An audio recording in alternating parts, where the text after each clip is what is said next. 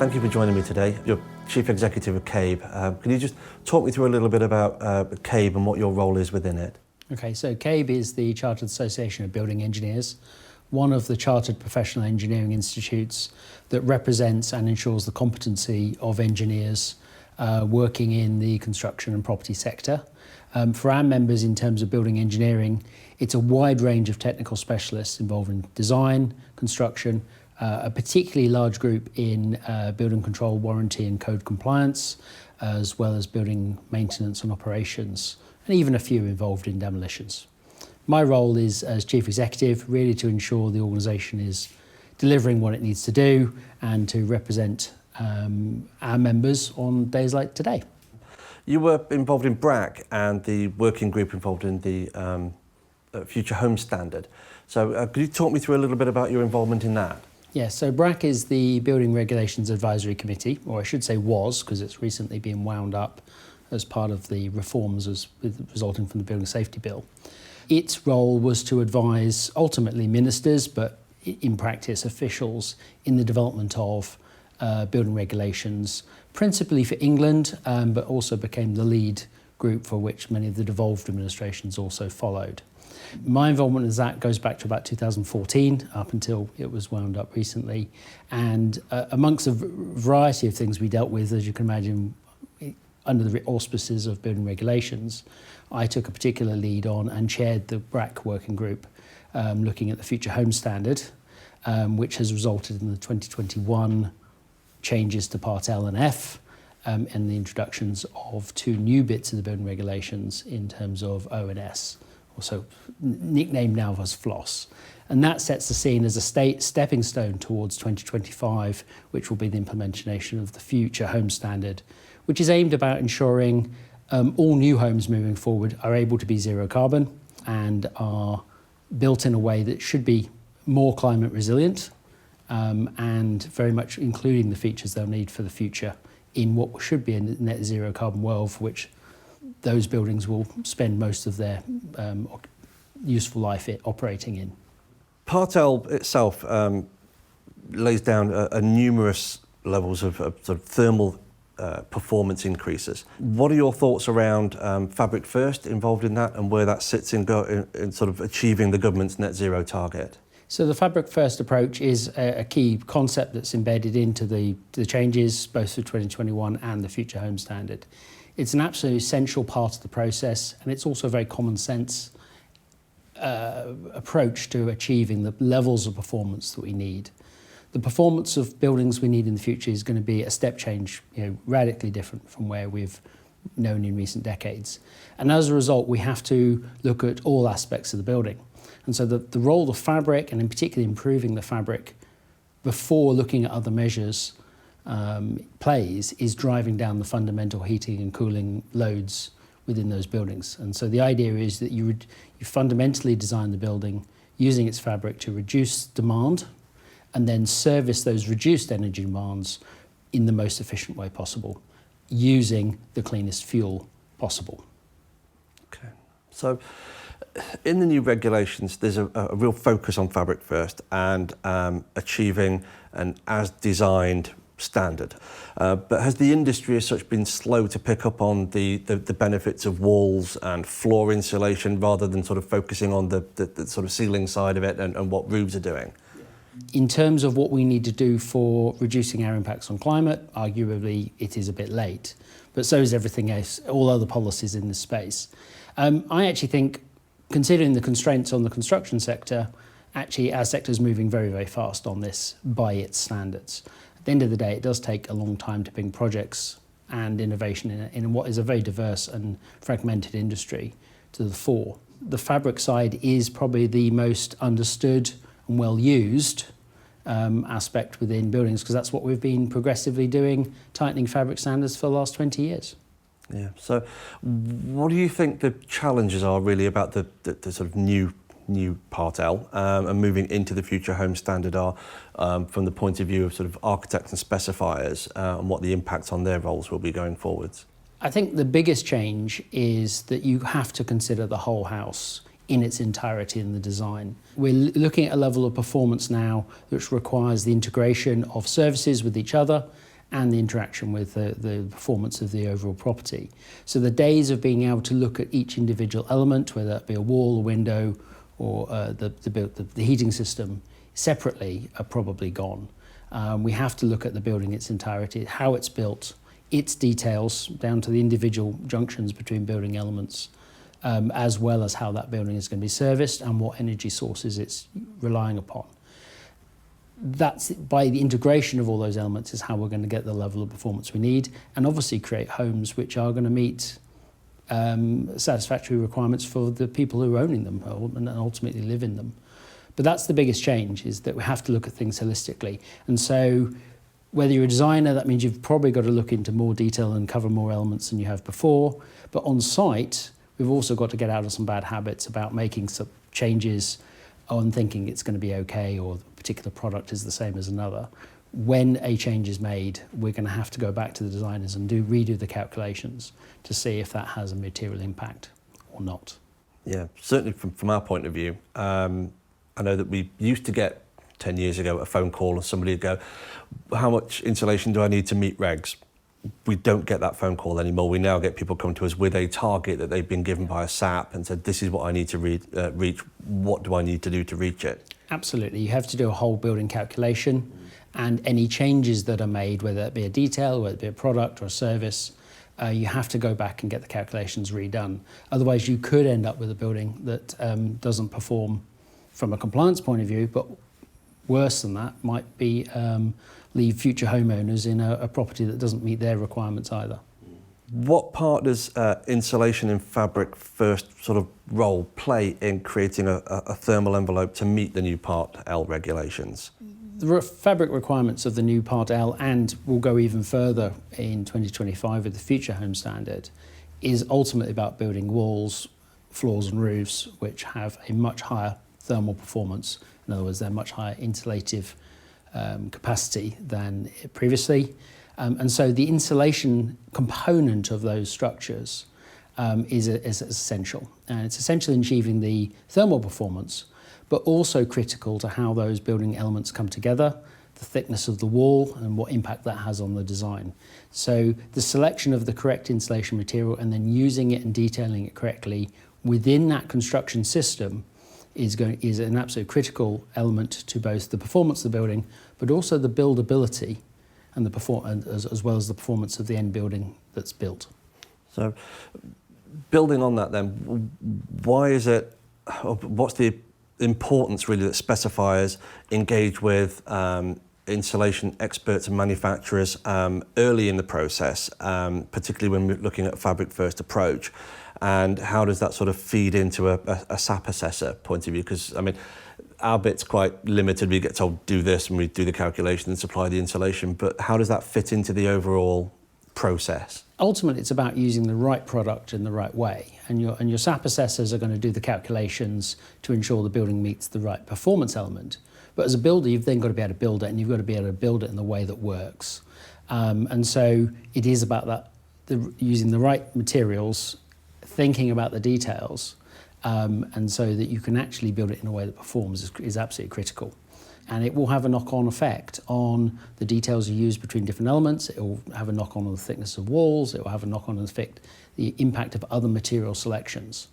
And so one thing is what it does on the calculations. We've got to remember we actually have to build these things to perform as well. And so it will also, that will change what people have to do on site and everything else. So yes, it's a critical selection in the process. The latest updates to Part L have been the biggest changes since 2013. Do you think that they go far enough? And particularly looking at where we're going with net zero, do the changes that we've done move at a rate that's fast enough for us to get there? Or are we just creating homes that we're going to have to retrofit later down the line anyway? Look, I think if, from a climate perspective, we would obviously have liked to have done more sooner. I think, as you say, this is the biggest step change in 10 years. It's also an integrated change with building regulations, so we're looking at multiple elements, which is really, really important. So it's probably as fast as we dare go. We are building buildings which have a very good energy performance, and by 2025 we're looking at energy performance which is very, very high energy performance. And so those 2025 buildings will definitely be zero carbon ready, even if not zero carbon on day one. But the level of performance we're seeing, is going to be a very good level, which won't need a huge amount of additional work over time, depending on what fuel type they're on. So obviously some fuels are going to be better in the future than others. The key, though, of course, is actually building buildings that perform. And the concern is if you go too far, too quickly, and in a very complex construction sector with all the challenges of planning, supply of buildings, construction skills, you actually build lots of buildings which on paper have a high performance, but in practice don't. So we have to take these whole supply chains along with us, get people used to the new ways of working, focusing on those details. And so these buildings will perform, they'll perform to a good level, but we're also putting the foundations in place to, in a very short period of time, only a couple of years, moving to a very, very high level of performance.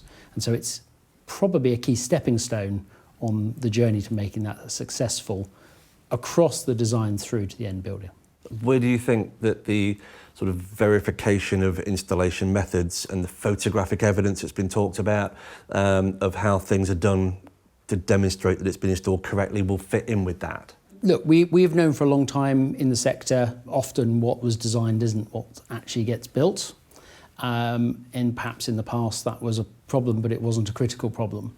Now we're looking at very high performance buildings and also great expectations around health and comfort of the occupants of buildings. It's really essential that we do this. And these designs are highly optimized, and so how they're built is really, really important. And so it's a habit, a bad habit that the sector needs to unlearn and get into the better methods of ensuring that what is designed is built. If something is going to change, it needs to be checked with the design and recalculated. And this idea about photos and greater inspection, this is very much about creating accountability. So how do you drive that behaviour change in the supply chain? Well, you create accountability. If people know someone's going to come and check it, if someone knows that it's all been documented so that in the future, if a building fails to perform, or worse, creates a health issue in the property, it can be traced back as to why that happened and who was responsible. People are much, much more likely to do the right thing in the first place.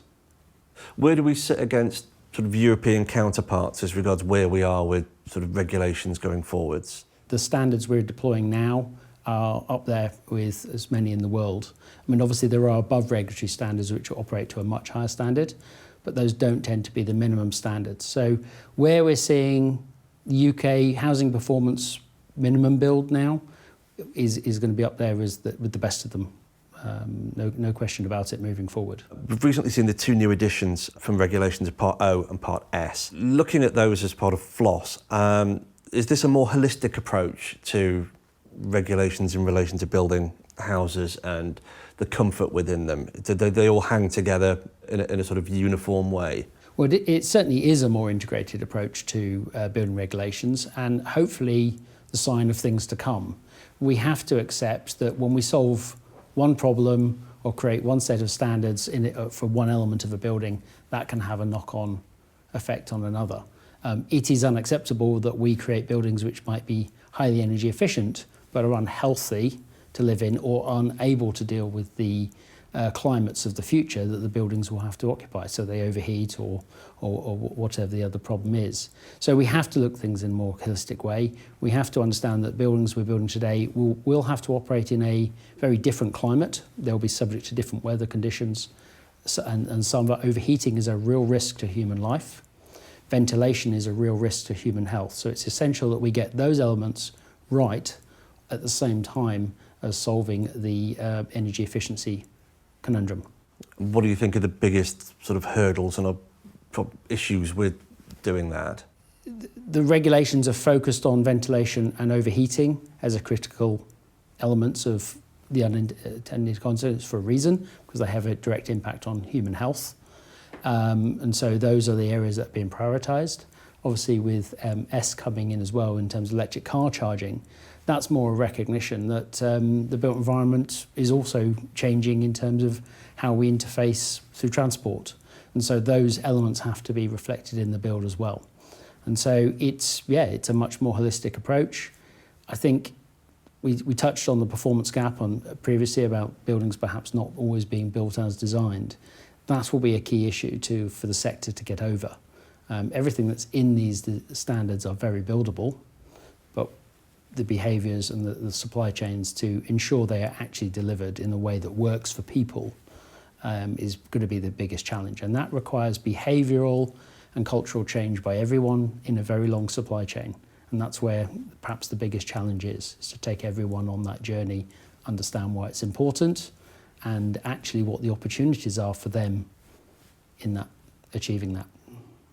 I know that from meetings I've been involved in, the question that always comes back is who's going to do these new technologies that are involved in the new houses of the future going forwards, and looking at the number of people, not just from an installation point of view, but also SAP assessors and sort of coordinators of looking at the refurb market as well.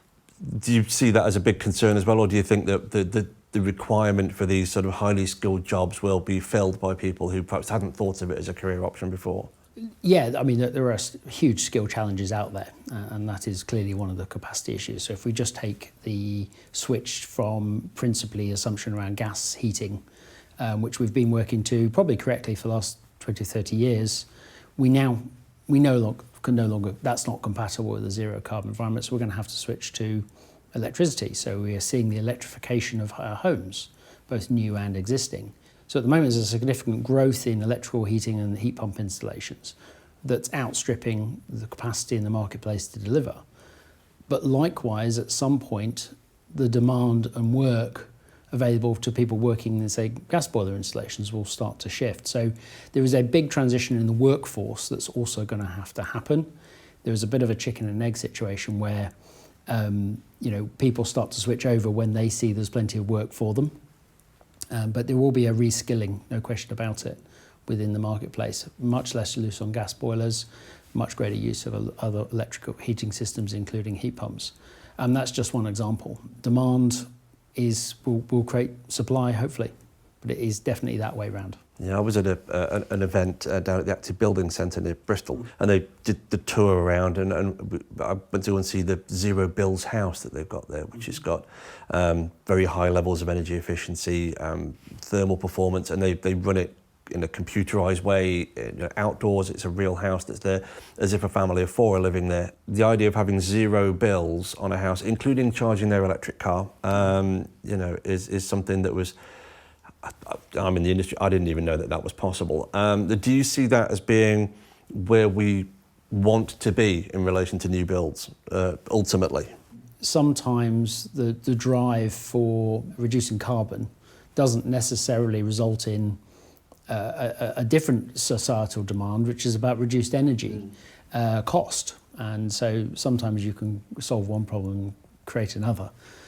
So in an ideal world, we can align these things where we are shifting our energy use to systems, so reducing our energy use and then shifting them to systems which are less damaging to the environment, but hopefully also ones which are affordable. I'll never say low cost because I suspect that's unrealistic, but certainly that's affordable. And hopefully energy supplies which are more indigenous to the UK, so they are less subject to the vagaries of international energy markets in terms of supply. So security of supply becomes an issue as well. And there's lots of technology out there to help us do that. None of the technology we're talking about doesn't exist today, isn't already in use. It perhaps might be in niche use or above exemplar buildings, but all those technologies exist today. And hopefully we're learning from those projects so we can help roll them out more mainstream. Where do you see BREEAM coming into that? Because I know that when BREEAM was sort of initially rolled out, it was to much fanfare, and then it's gone very quiet from certainly our point of view at Recticel. We don't get asked about BREEAM very rarely, and now we're getting asked about EPDs and things like that, and sort of whole life carbon for our products. But where do you think BREEAM's going to go into that? Is it going to be at sort of the forefront of helping to drive this forwards? Well, I think it is, and I think one of the reasons you're not getting more questions about it is because people know how to do it now. So BREEAM is a suite of above regulatory standards, which look at not just energy performance, but a wide suite of environmental indicators. Above regulatory, so not building regulation compliance issues, but often specified either through planning or client or investor need. And they're very much at the forefront now of buildings which perform much better than regulations and leading a revolution in terms of the performance on a much broader range than just energy in our buildings. When you're starting to see questions on EPDs, to me that's where we're seeing the next challenge come into place, which is about what's the embodied impact of the materials we're using. And so what are the environmental impacts in the manufacture of the materials? And so to me, that's a really good sign. It suggests the market is now comfortable with building high performance buildings. And we're now starting to explore how do we actually reduce the impacts of the building process itself and indeed the production and the materials used. What's next in terms of future home standard? Where do we go from here? I know from insulation levels and U-value requirements, we're at the tipping point of almost at diminishing returns now, where we've got so much insulation. So what's the next step? I think there's clearly a piece around focusing on the effective implementation of these standards and reaping the benefits as a country, as an economy, hopefully as construction professionals and building engineers, from the delivery of that. But in terms of what then comes over the horizon after that, and I suspect it's going to start happening quite quickly, I think there are two key challenges for the next 10 years. One is to look at those embodied impacts, and there is a real sense now that that will become probably the next key initiative in terms of the building regulations. So it will move from above regulatory requirements, whole life cycle carbon calculations are a normal part of BREEAM projects now. That might become part of building regulations compliance as well. So you have to consider the embodied impacts as part of the design and construction of your projects. And that's really exactly the point you made around the optimization. You get to a point where suddenly you increase more insulation, but actually the net impact is more carbon, not less, over the life cycle of the building. I think the other key challenge, which is coming down the line, which is less obvious how we're going to solve it, but is the need to solve it is massive, which is how do we get into the 42 million existing homes. That was my next question. And bring them up to a level of performance which is also compliant or compatible with a zero carbon world and in a way that's affordable for homeowners.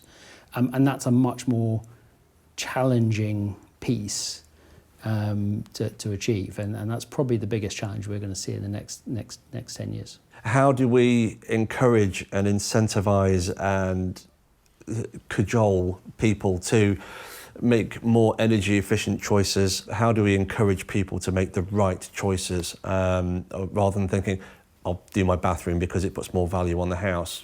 How do we change that focus? Look, it's very difficult, in large part because we're talking about lots of completely unique buildings. Each one's slightly different, and therefore the mix of measures needed is different. But also because of the people element. Every homeowner, whether it's owned, rented, all have different incentives. You as a homeowner, it has different drivers, and certainly the economics are very different to someone as, say, a landlord. So I think you're going to need a range of policy measures to drive this forward. There's also some economics in here. I think recent energy prices have woken people up to how much it costs them to heat their homes. I certainly have. But you're going to see a range of measures, and I think you'll see some measures focused at minimum standards and driving up minimum standards within rental markets, so to put the onus on landlords to improve homes, or maybe make requirements for them to improve homes, because that's a challenge, and obviously that will be different from private rental from social rental, so there's a suite of things there. Owner-occupied, how does that work? What's the impact in terms of the lending and value community? We can now show data and prove that energy efficient homes are a lower risk to the banks lending on those properties. It's got a complex space. There's not one silver bullet that fixes all of it. We have the technology. We've just got to unpack how it works in terms of the different building types and all the different ownership and occupation processes. We've just got to work through it methodically. I think my concern is we've been talking about this now for probably 15 years, and it still stays in the difficult to do box, which is, and so we'll need some political leadership, but it's also going to need some industry leadership as well. The good news is there's lots of learning out there, and obviously sorting the new build side with the Future Home Standard is a good step, a welcome step, and certainly will stop the problem, if the problem is the total housing stock of the UK getting any less efficient. So what, from a manufacturer's point of view of people that make insulation, what can we do to help? What can we as a insulation industry do to encourage people to do the right thing and to increase their awareness, hone their skills and things like that? Well, actually, I think there's a very important role from manufacturers to play in this, and in a number of ways. So firstly, in producing products which have the highest performance with the lowest environmental impact in their production is a very, very important part of the puzzle. And being able to provide all the technical information in a transparent way that's verifiable to the marketplace. So the designers, so the SAP calculators, and so the contractors have confidence that they're specifying the right product or the best product for their product, for their project, but also in a way that where they know and can get the full benefit of those enhanced features of a product into the calculations, because you have to be able to prove it, otherwise you can't claim it. So that's the first piece, and that's sort of, I guess, business 101 if you're in making product at the moment. I think the second piece then is around, there's definitely an education piece and a support piece. How do you support the designers, how do you support the contractors and the installers to use that product correctly? And so that is training, that's information, that's certifications to really help people use it properly. I would argue that's also in your interest. If you can help your clients and your end users achieve their aims better by using your products, that's got to be good for everyone. And then I think the final piece is in actually then looking at your own emissions. The emissions associated, or the broader environmental impact associated with the use of your product, in large part will be how you operate your business as well. Where do you get your energy from? How do you transport material around? Where does it come from? All of those things are going to start to count and can be certified in a way that will start to impact on the embodied energy calculations, which we think will be the next key thing. And so for manufacturers, making that information available, driving down their own impacts, that's going to be good for your end users, your customers, in the fact that they can, it helps them show compliance and deliver buildings that work, and hopefully also in embed a really strong relationship with you as a supplier. And so it's a range of, you've got to tackle all four to really make an impact. Certainly in my department, we're getting more phone calls from architects and from specifiers saying, how do I design this? Can you help us with the design of this? And I think with the new sort of roles and responsibilities around principal designers and what's classified as a designer, and looking at things like CCPI and then the competency schemes and things like that going forwards, are changing the way that we do things. Is that something that's affected sort of membership with CABE? I think that reflects the changing nature of the industry. We're having to be much more joined up, much more integrated across supply chains, and much more collaborative in who we work with. No individual in the supply chain knows it all. And so, if I was in your shoes, what can I do to educate the market as to the information they don't know? Because we don't know what we don't know, so there's a whole bunch of activity around awareness.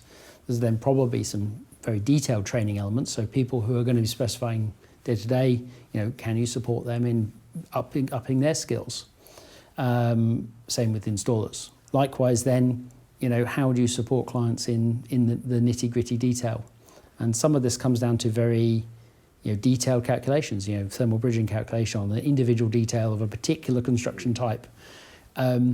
Those levels of support, the more that can be provided, the greater credit will be given in the compliance calculations for those products. Hopefully the more likelihood that will be valued and will actually be built on site and deliver performance.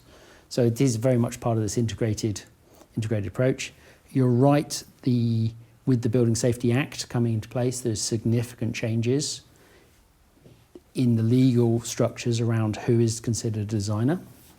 And so I think in the past, in the construction sector, across our long supply lines, you've got lots of individuals acting as designers independently, often uncoordinated with others. And therefore, it's probably not a surprise that a lot of our buildings haven't performed the way they should. What that new legislation does is it is a much broader definition of who is a designer. And so many people who perhaps were designing but didn't realise they were a designer will now have formal obligations and liabilities as a designer, but also a requirement on the individuals to ensure that those are being coordinated in a meaningful way in terms of the principal designer. So that then becomes a duty to, a requirement for people to share that information. So hopefully what happens is this ecosystem of people who are making individual decisions starts to come together in a meaningful way. And of course the government's very cleverly created it so that if it doesn't and your project goes sideways, liabilities for the future can be substantial. Yeah, it has. Gavin, thank you very much. There's certainly a lot to go at in relation to future homes standards and Part L going forward. So thank you very much for your time. Thank you. You're very welcome. It's obviously very challenging times, but we have to remember there's massive opportunities in this for everyone.